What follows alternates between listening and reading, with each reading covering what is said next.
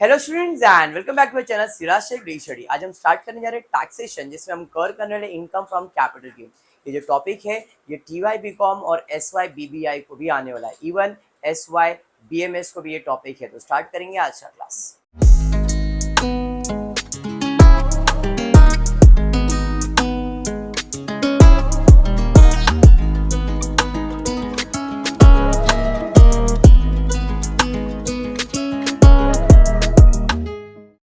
Start करते हैं। देखो, डायरेक्ट टैक्सेशन कोई भी स्टैंडर्ड को है, डायरेक्ट टैक्सेशन चाहे वो बैफ को हो, बीएमएस को हो, बीबीआई को हो, बीएफएम को, बीकॉम को, डायरेक्ट टैक्सेशन कोई भी स्टैंडर्ड में, चाहे first year, second year, third year, part 1, part 2, आपको अगर सब्जेक्ट डायरेक्ट टैक्स है तो ये रहेगा ही रहेगा, सेम टू सेम, कुछ भी चेंज नहीं होगा। डायरेक्ट टैक्स कॉमन टॉपिक होता है कोई भी स्टैंडर्ड के लिए। मैंने अब तक आपको, अगर आप इस साल की बात करोगे तो रेसिडेंशियल स्टेटस का वीडियो अपलोड कर दिया है, स्कोप ऑफ इनकम का, इनकम फ्रॉम सैलरी का। मैंने हाउस प्रॉपर्टी और बिजनेस प्रोफेशन का वीडियो अपलोड इस साल का नहीं किया है। आप प्रीवियस ईयर का वीडियो चेक करो, आपको डेफिनेटली हेल्प मिल जाएगा। कैपिटल गेन इसलिए अपलोड किया जा रहा है या रिकॉर्ड किया जा रहा है, उसका रीजन ये है कि कैपिटल गेन में वैल्यू ऑफ मनी बदलता है। पिछले साल का आंसर, क्वेश्चन सेम रहेगा बट पिछले साल का आंसर और इस साल का आंसर डिफर करेगा, बिकॉज पैसे का कीमत हर साल बदलता है और पैसे का कीमत बदलता है तो इनकम या लॉस भी बदलेगा। इसलिए कैपिटल गेन के वीडियोस आने वाले हैं। समझ में आया आपको? क्लियर है? चलिए फिर स्टार्ट करूंगा टॉपिक जिसका नाम है income from capital gain. Anyone what is capital gain? कुछ आइडिया है? असेट से, ओके फाइन। और कुछ भी नहीं। चलिए, अगर मैं आपको कहता हूं मेरे पास एक बाइक है, मेरा खुद का पर्सनल बाइक है, मैं उसे बेच रहा हूं, तो क्या वो इनकम फ्रॉम कैपिटल गेन है? हाँ, ओके। आप क्या कहते हो? यस, पता नहीं, yes, yes, one time asset. तो मैं बोलूंगा नहीं। कैपिटल गेन सिर्फ और सिर्फ हाउस प्रॉपर्टी है। कैपिटल गेन सिर्फ और सिर्फ हाउस। सर मैंने बाइक बेच दिया तो मेरा प्रॉपर्टी हुआ ना, तो उधर कैपिटल गेन होना चाहिए, बराबर है। 99.999999% आप कोई भी प्रॉपर्टी की बात कर लो, उधर लॉस होता है एक्सेप्ट लैंड एंड बिल्डिंग। हाँ हाँ, अभी क्लिक हुआ। मैं बाइक बेच के इनकम जनरेट कर ही नहीं सकता हूं, मतलब लॉस जनरेट कर सकता हूं। मशीनरी बेच के इनकम जनरेट कर ही नहीं सकता हूं, लॉस जनरेट कर सकता हूं। बट जमीन बेच के, घर बेच के इनकम ही जनरेट होगा। ऐसा मैं कह रहा हूं, जरूरी नहीं कि झोलर लोग थे बाइक 5,000 का खरीद के 10,000 में बेचते, वो कैपिटल गेन नहीं है, वो आसिफ गेन है। समझ में आया? चलो ठीक है, क्लियर है। चलिए स्टार्ट करें। तो अब हम बात करें इनकम फ्रॉम कैपिटल गेन की। तो कैपिटल गेन में हम सीखने वाले हैं कोई भी प्रॉपर्टी को बेच के इनकम कैसे जनरेट करेंगे। तो इसके लिए पहले तो समझना पड़ेगा कि वो प्रॉपर्टी शॉर्ट टर्म है क्या लॉन्ग टर्म है। क्या वो जो मेरा प्रॉपर्टी है वो शॉर्ट टर्म कैपिटल गेन दे रहा है कि लॉन्ग टर्म कैपिटल गेन दे रहा है? ये क्या sir, short term long term, property तो प्रॉपर्टी होता है। मेरा नहीं। STCA, short term capital asset, short term capital asset, जिसके अंदर securities listed in recognised stock exchange, unit of equity oriented fund, unit of UTI, zero coupon bond, ये सारे shares है, बॉन्ड्स है, शेयर्स है। तो अगर आप इसमें इन्वेस्ट करते हो तो इसमें भी प्रॉफिट होता है, खाली जमीन नहीं, शेयर्स में भी प्रॉफिट होता है, और शेयर भी मेरा कैपिटल ही है। मैंने पैसा इन्वेस्ट किया मतलब प्रॉपर्टी बना लिया ना, हाँ या नहीं? तो अगर आप शेयर्स में इन्वेस्ट कर रहे हो और वो शेयर्स का इन्वेस्टमेंट लेस देन 12 मंथ से, एक साल के अंदर ही अगर आप उसे बेच रहे हो, लेस देन 12 मंथ्स अगर है शेयर्स, अगर लेस देन 12 मंथ्स के अंदर बेच रहे हो तो शेयर्स को हम कहेंगे income from short term capital gain. Short term capital asset भी बोलो चलेगा। लेकिन अगर शेयर्स 1 साल से ज्यादा तक आपने रखा था फिर बेचा तो वो हो जाएगा long term. In short shares का क्राइटेरिया है 12 महीने का। शेयर्स का क्राइटेरिया क्या है? 12 महीने का। अगर प्रॉपर्टी लेस देन 12 मंथ, अगर शेयर लेस देन 12 मंथ है तो short term, more than 12 month है तो लॉन्ग टर्म। क्लियर हो गया? पक्का? आगे बढ़ो। अनलिस्टेड, ये कौन सा शेयर्स था? Listed shares. ये कौन सा शेयर्स है? Unlisted shares. Land and building और बोथ, लैंड और बिल्डिंग और बोथ, एसटीसी के बारे में बोला है। अगर खाली लैंड एंड बिल्डिंग है, यहाँ पे स्पेसिफाई कर दिया मैंने, लैंड और बिल्डिंग, हाउस प्रॉपर्टी नहीं कहा है मैंने, ठीक है। लैंड है या बिल्डिंग है या अनलिस्टेड शेयर्स है तो इसके लिए क्राइटेरिया है 24 महीने का, 2 साल का। अगर आपके पास जमीन या बिल्डिंग 24 महीने से कम था और आपने बेच दिया, 24 महीने से कम था, इन शॉर्ट 2 साल से कम था और आपने बेचा है तो वो शॉर्ट टर्म है। लेकिन 24 महीने से 1 महीना भी ज्यादा हो गया, 25 महीना भी हो गया तो जमीन बन जाएगा लॉन्ग टर्म। तो पहचान of short term and long term ये है। शेयर्स के लिए 12 महीना, जमीन के लिए 24 महीना। उसके अलावा अदर कोई भी असेट्स है, अदर कैपिटल असेट, जैसे unit of depth oriented fund, STCC कितना दिया गया है? 36 मंथ्स। तो 12, 24, 36, 1 साल, 2 साल, 3 साल, 1 ईयर, 2 ईयर, 3 ईयर्स, 36 मतलब 3 ईयर्स हो जाता है, बराबर है।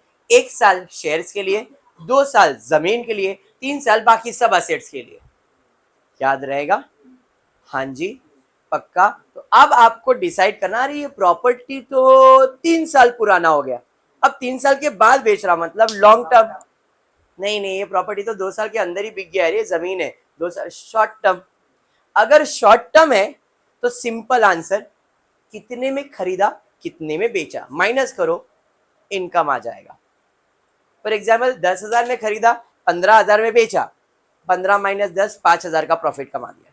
शॉर्ट टर्म डायरेक्ट आंसर आता है, इधर पैसे का वैल्यूएशन नहीं होएगा। क्यों? अरे अभी अभी तो खरीदा, अरे मालूम है कितने का है, बेच देंगे। शॉर्ट टर्म डायरेक्ट आंसर आएगा। डायरेक्ट मतलब क्या है? कितने में खरीदा है, कितने बेचा है, माइनस करो, आंसर लिखो। चाहे वो शेयर्स हो, चाहे वो जमीन हो, चाहे वो अदर कोई भी कैपिटल हो। 1 साल, 2 साल, 3 साल के अंदर वाला property direct answer. Short term का आंसर डायरेक्ट आएगा, लेकिन लॉन्ग टर्म का आंसर डायरेक्ट नहीं आएगा। लॉन्ग टर्म का आंसर निकालने के लिए अपने को फॉर्मेट बनाना पड़ेगा। सर क्यों? कितने में बेचा तो मालूम है, कितने में खरीदा मालूम है। मेरा जो तुमने खरीदा था वो प्रॉपर्टी 3 साल पहले खरीदा था। जब 3 साल पहले खरीदा था तो 3 साल पहले उसका कीमत कुछ और था, आज कुछ और हो सकता है। क्यों? क्योंकि पैसे का कीमत बदलता है। जैसे डॉलर का रेट एवरीडे बदलता है, वो क्या फ्लक्चुएट होता है भाई, आज डॉलर का रेट 80.70 है, कल अरे 79 हो गया, अरे 85 हो गया। क्यों बदलता है? इकोनॉमिक स्टेबिलिटी के लिए। तो वैसे ही पैसे का कीमत जब बदल रहा है तो हमारे प्रॉपर्टी का भी वैल्यू बदलेगा। हमने खरीदा था, एग्जाम्पल कि मेरे डैडी का एक जमीन पड़ा हुआ है जिसपे घर बना हुआ है, डैडी ने खरीदा था 5,000 रुपए में वो जमीन। क्या आज 5,000 कीमत रहेगा? सर आज तो करोड़ों रुपए रहेंगे, हाँ या नहीं? तो क्या मैं बोलूंगा भाई ये प्रॉपर्टी मैंने मेरा करोड़ रुपए में खरीदा था 5,000 में, तो करोड़ में से 5,000 माइनस करो, प्रॉफिट। अरे बेवकूफ बना रहा है। समझ में आ गया क्या? तो हमको उस प्रॉपर्टी का आज कितना वैल्यू है वो निकालने का, आप कितने में बेच रहे हो वो निकालने का, एंड देन माइनस करके इनकम दिखाने का। समझा? जिसे कहते हैं इंडेक्सेशन। क्या कहते हैं? इंडेक्सेशन। क्या कहते हैं? इंडेक्सेशन मतलब वैल्यू फॉर मनी, पैसे का कीमत। पैसे का कीमत चालू होता है 2001 से लेके करंट ईयर तक। 2001 आपका बेस ईयर है। बेस ईयर का मतलब कि अगर आपने प्रॉपर्टी 2001 के पहले खरीदा है तो भी उसका कीमत 2001 से लगाया जाएगा, और 2001 के बाद से कभी भी खरीदा है तो उसका वैल्यू आपको एक टेबल में मिलेगा या आपके क्वेश्चन में मिलेगा। जैसे जो ये बुक में रेफर कर रहा हूं, उस बुक में पेज नंबर है 206, इसमें आप एक टेबल देख सकते हो, ये वाला। ये जो टेबल दिख रहा है ना, यहाँ पे लिखा गया है कि 2001, 2002, 3, 4, 5, 6 ऐसे 2023 तक का रेट लिखा हुआ है, समझ में आ रहा है। और इसके ऊपर भी लिखा हुआ है कॉस्ट इन्फ्लेशन इंडेक्स, CII, समझ में आया। ये क्या बता रहा है कि भाई 2001 में अगर 100 रुपया था तो 2002 में उसका वैल्यू ये हो गया, 3 में ये हो गया, 4 में ये हो गया, 5 में ये हो गया। 2022-23 आपका जो साल चल रहा है इसमें 331 रुपीज है। तो अगर 100 रुपए का सामान है तो आज उसका कीमत कितना है, 331। समझा आपको। और इसी बेसिस के ऊपर हमको हमारे प्रॉपर्टी का कॉस्ट निकालना है। अंडरस्टूड? थोड़ा बहुत दिमाग में बैठ गया है पक्का?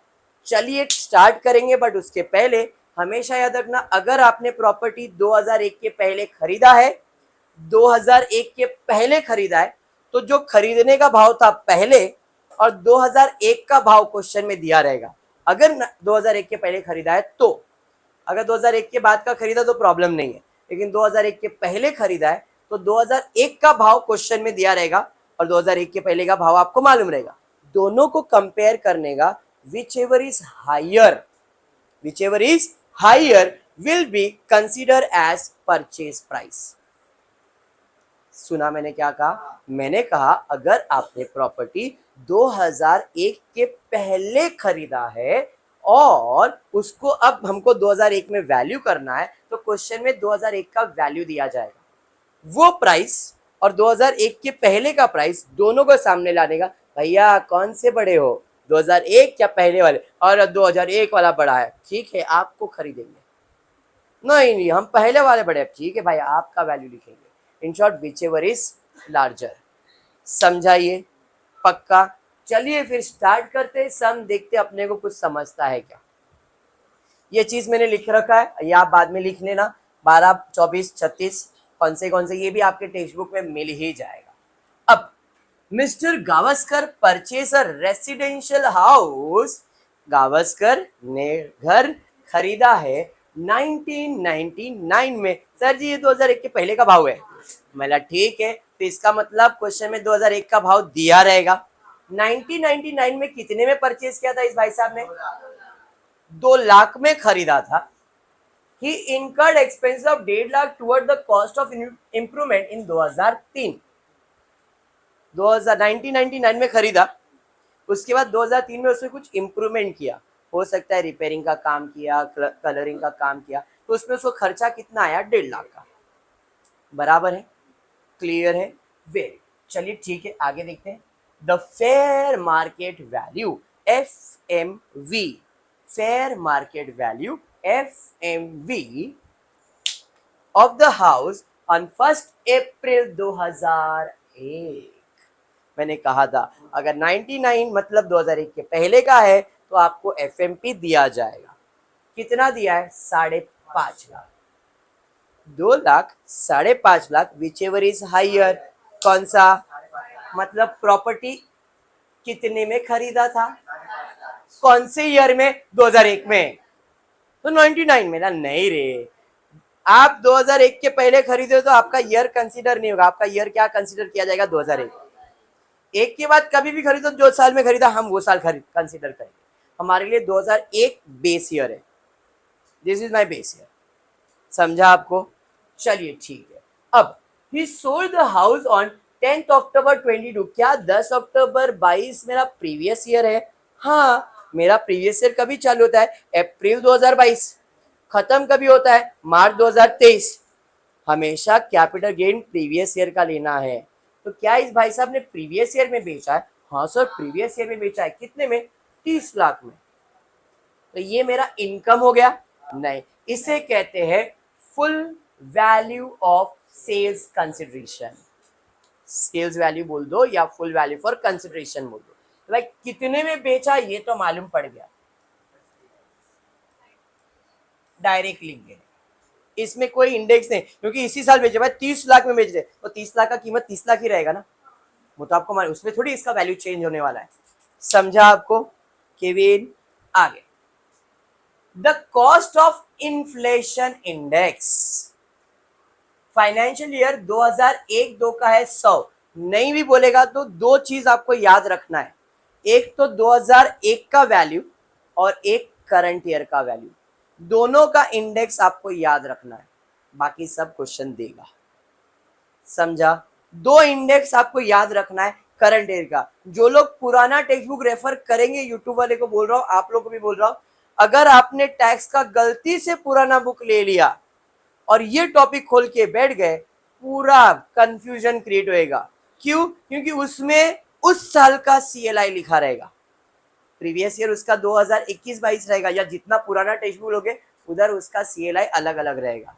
इसलिए टॉपिक रिकॉर्ड कर रहा हूं, क्योंकि पैसे का इन्फ्लेशन हर साल बदलता है। क्लियर? आंसर भी बदलेगा। अंडरस्टूड? तो चलिए 2001 का कितना है? 100 बाय डिफॉल्ट याद रखना है। 2003-4 का कितना है? और फाइनेंशियल ईयर का कितना है? और ये आपके लिए इंपॉर्टेंट है, ये याद रखना कि आपके लिए, इस साल के बच्चों लोग के लिए जो 2023-24 में एग्जाम दे रहे हैं, उनके लिए कैपिटल गेन का CLI कितना है? 331। समझा आपको? पक्का? चलिए फिर सम स्टार्ट करेंगे। तो सम क्या स्टार्ट करने का? सेल्स वाले में परचेज माइनस करो, खत्म। बट यहाँ पे सिर्फ परचेज नहीं हुआ, इस भाई साहब ने इस प्रॉपर्टी पे क्या क्या किया। पहले तो खरीदा था, बेचा 30 लाख में, तो मेरे को इनकम कैसे मालूम पड़ेगा? कितने में खरीदा, कितने बेचा, माइनस करो इनकम है। तो कितने में खरीदा?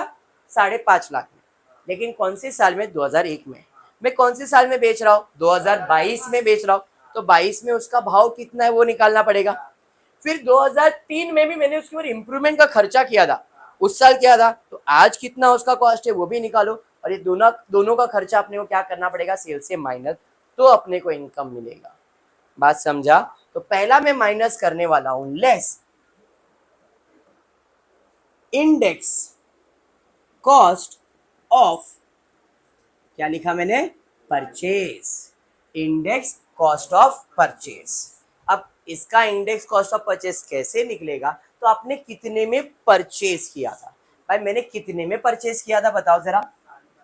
5,50,000 इंटू CLI करंट ईयर का, इंटू CLI, अरे सबर अली घाई नहीं है किया, डिवाइडेड बाय, भाई ये कौन से साल का वैल्यू है? 2001 का। तो 2001 का CLI कितना है? हमेशा फॉर्मूला कैसे लिखना है? जिसका भी इंडेक्स निकाला, इस पे इंडेक्स इसलिए निकल रहा है क्योंकि ये लॉन्ग टर्म है। अगर ये शॉर्ट टर्म होता ना, 30 लाख माइनस 5.5 लाख, खत्म। शॉर्ट टर्म होता तो लॉन्ग टर्म में इंडेक्स निकाला जाता है, शॉर्ट टर्म में इंडेक्स नहीं आता है। समझाइए? क्लियर? चलिए तो भाई 5.5 लाख इंटू 331 डिवाइड बाय 100 करो, 18,20,000।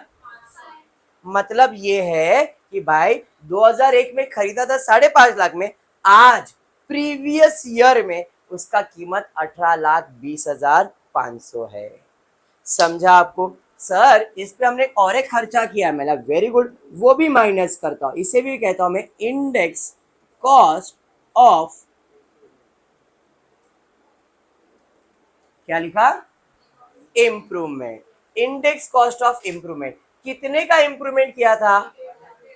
1.5 लाख का। तो भाई 1.5 लाख। करंट ईयर का CLI कितना? 331। यही हर साल बदलता है, प्रीवियस ईयर में कुछ और CLI था, इस साल आपको कुछ CLI अलग अलग है, क्वेश्चन सेम रहेगा, खाली ये बदल जाता है। अपॉन 100 नहीं, ये कौन से साल का था? 2003, और 2003 का इंडेक्स कितना है? 109।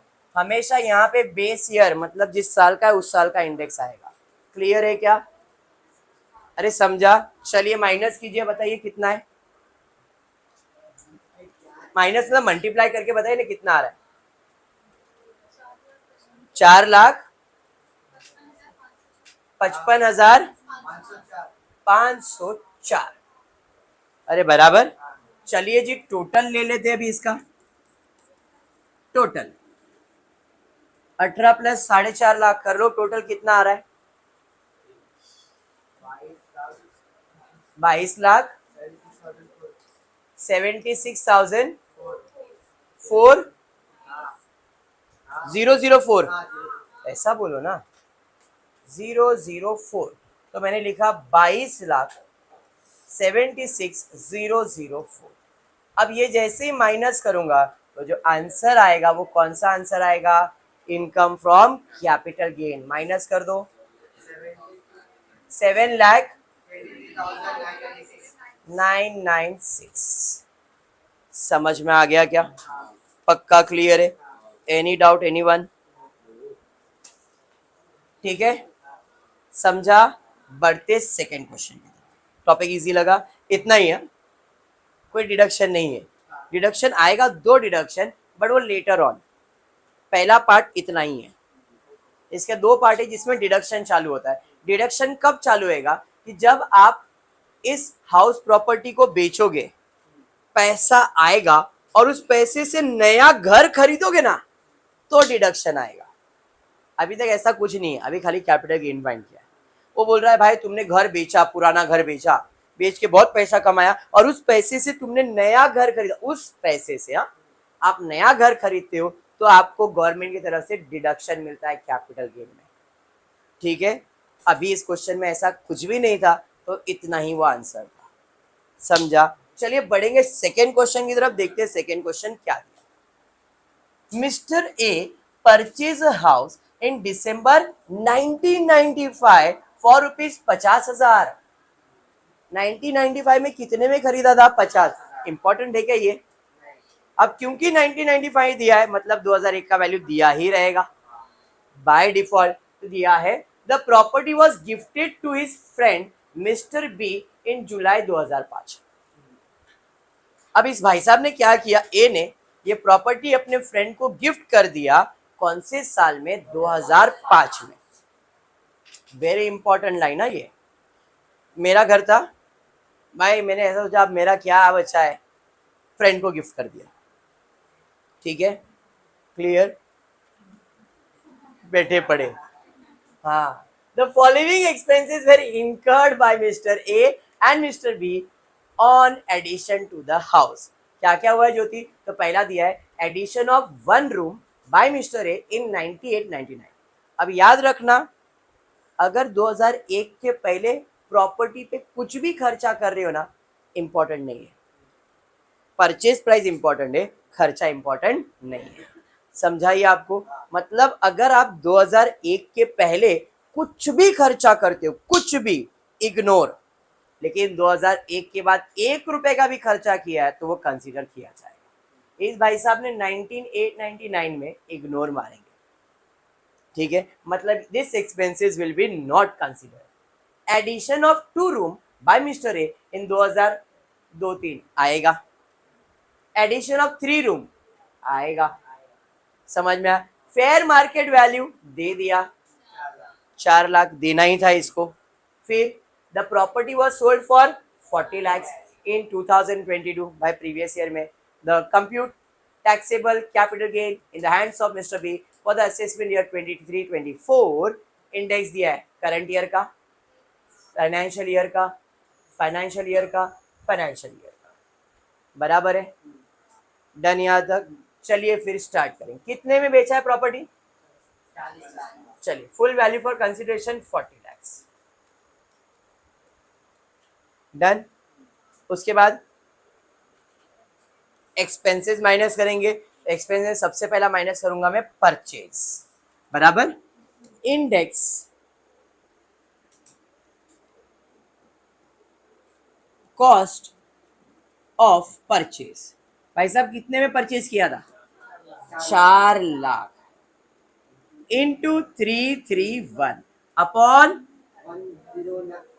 Upon upon upon. सर ऐसा कैसे? अभी तो आपने बोला था 2001 का वैल्यू लिखने का है। मतलब मैं 2001 का वैल्यू लिखता अगर इस भाई साहब ने गिफ्ट नहीं किया रहता। उस भाई साहब ने 2005 में उसको गिफ्ट कर दिया है, तो भाई वो 2005 में उसको मिल रहा है ना, तो हम इंडेक्स 2005 के बाद से कैलकुलेट करेंगे। उसके पहले तो उसको गिफ्ट मिला ही नहीं है, और हमको क्या कैलकुलेट करना है, capital gain in the hands of mister B. समझा? इसलिए यहाँ पे बेस ईयर 100 नहीं 105 लिया जाएगा। तो 105 क्यों लिखा? 2000 कौन से में दिया है? 5 में। इधर 17 आएगा ना भाई, होता है भाई, इंसान है, लिख दिया। सुहानी बोल रही मैं तो यही बोलने वाली थी, है ना? 117 लिखना, ठीक है। चलिए वैल्यू कैलकुलेट कीजिए, बताइए। 11 लाख 620, ये समझ में आ गया? पक्का बूझ गए? आगे बढ़े भाई। उसके बाद क्या हो रहा है? Improvement, index cost of improvement. भाई इंडेक्स कॉस्ट ऑफ इम्प्रूवमेंट में दो है, 3 लाख और 7 लाख का। तो भाई इधर नीचे लिख लेता हूं, 3 लाख इंटू 331 डिवाइडेड बाय, कौन से साल में हुआ है? 2002-3, 2-3 में 105, और यहाँ पे 7 लैक्स इंटू 331 डिवाइडेड बाय 10-11 167। अरे समझा? पक्का? चलिए कैलकुलेट कीजिए, कितना आ रहा है पहले वाले का? 45,714, और इधर 13 लाख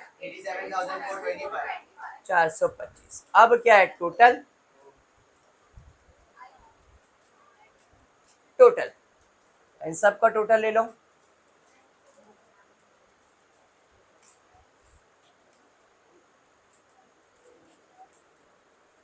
कितना आ रहा है टोटल? 24 लाख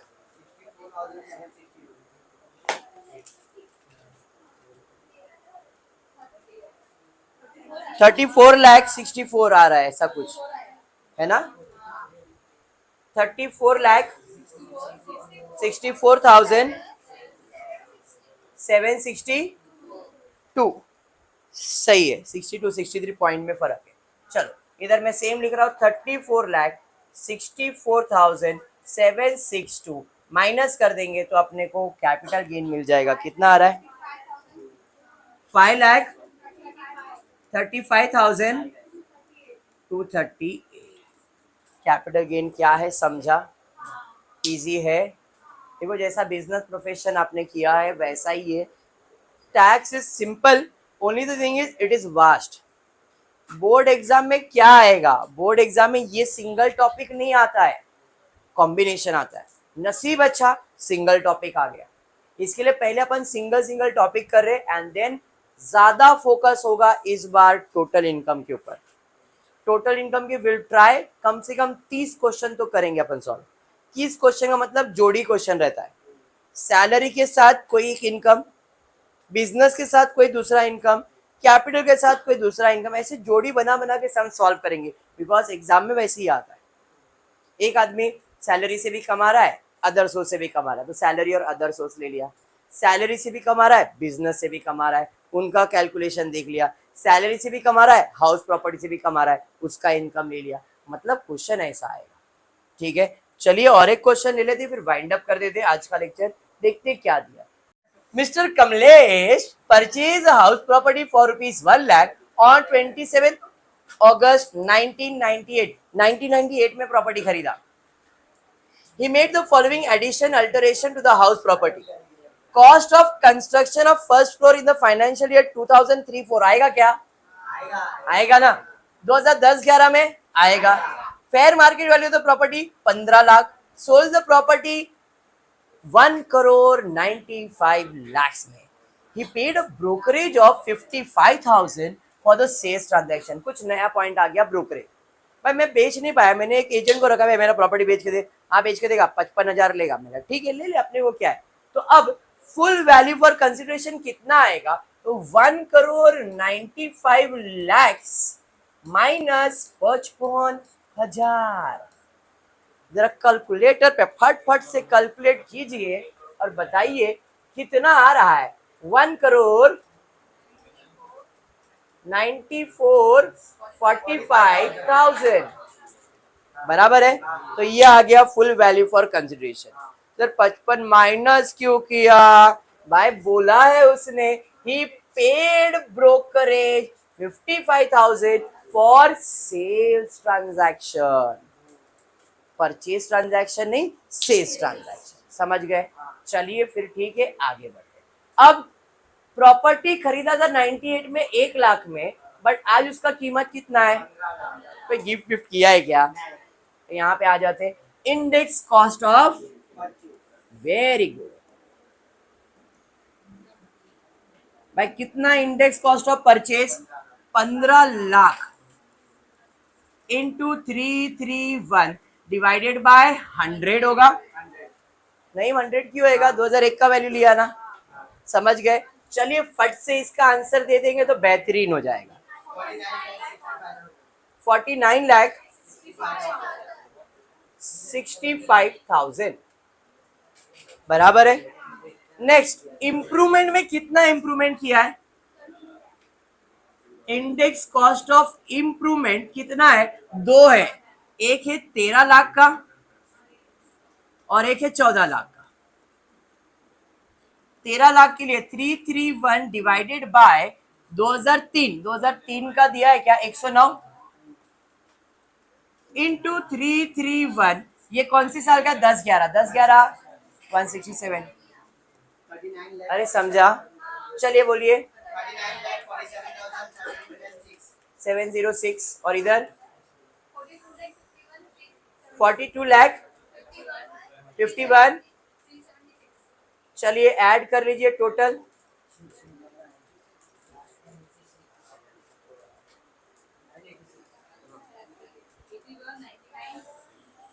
एटी वन 99 0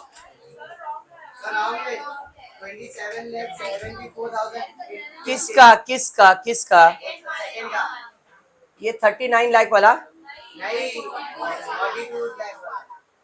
ठीक है, 27,74,000। सबर सबर सबर बोलो। 27,74,850। ठीक है, अब इसका टोटल दे दो।